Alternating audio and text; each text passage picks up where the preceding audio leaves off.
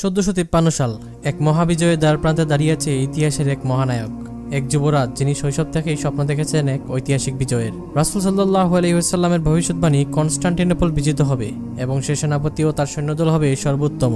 আজ সেই ভবিষ্যৎবাণী বাস্তবায়নের সময় এসেছে। তিনি আর কেউ নন, সুলতান মুহাম্মদ আল ফাতিহ। কনস্টান্টিনোপল ছিল 3 দিকে জলপথ দ্বারা বেষ্টিত, বসফরাস প্রণালী, মারমারা সাগর ও গোল্ডেন হর্ন। এই শহরকে জয় করা এতটাই কঠিন ছিল যে শত শত বছর ধরে অনেকেই ব্যর্থ হয়েছেন, কিন্তু সুলতান মুহাম্মদ আল ফাতিহ প্রস্তুত ছিলেন এক চূড়ান্ত বিজয়ের জন্য। তিনি প্রথমেই ডেকে আনেন হাঙ্গেরির এক দক্ষ কামান নির্মাতা উরবানকে। উরবান তৈরি করেন বিশাল বিশাল কামান, যার মধ্যে সবচেয়ে বিখ্যাত ছিল শাহী কামান। এত বড় কামান আগে কেউ দেখেনি। এটি এক জায়গা থেকে অন্য জায়গায় নিতে শতাধিক ষাঁড়ের প্রয়োজন হতো। সুলতান নিজেই এর নির্মাণ ও পরিচালনা তত্ত্বাবধান করেন। কিন্তু শুধু কামান নয়, সুলতান মুহাম্মদ আল ফাতিহ জানতেন কনস্টান্টিনোপলকে সম্পূর্ণভাবে অবরুদ্ধ করতে হলে শক্তিশালী নৌবহর প্রয়োজন। তাই তিনি ওসমানী নৌবহরকে পুনর্গঠন করেন এবং 400টি যুদ্ধজাহাজ প্রস্তুত করেন।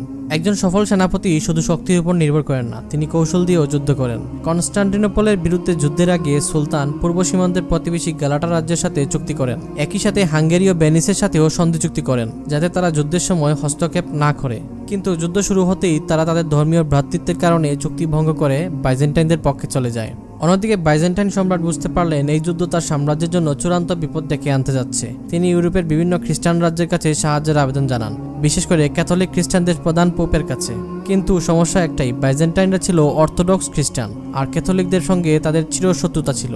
অবশেষে বাইজেন্টাইন সম্রাট পোপকে খুশি করতে আয়া সোফিয়ায় এক বক্তৃতার আয়োজন করেন, যেখানে ঘোষণা করা হয় ক্যাথলিক ও অর্থোডক্সের ঐক্য। কিন্তু কনস্টান্টিনোপলের সাধারণ মানুষ এতে ক্ষুব্ধ হয়। তাদের নেতা এক ঐতিহাসিক উক্তি করেন, আমরা বাইজেন্টাইনদের সাম্রাজ্যে ল্যাটিনদের টুপি দেখার চেয়ে তুর্কিদের পাগড়ি দেখাকেই উত্তম মনে করি। সব প্রস্তুতি সম্পন্ন, উসমানী সেনারা প্রস্তুত। তারা বিশ্বাস করত হয় তারা বিজয়ী হবে, নয়তো শাহাদাতের মর্যাদা পাবে। অন্যদিকে বাইজেন্টাইনরা আত্মরক্ষার জন্য তাদের শহরের চারপাশে প্রাচীর আরো শক্তিশালী করে।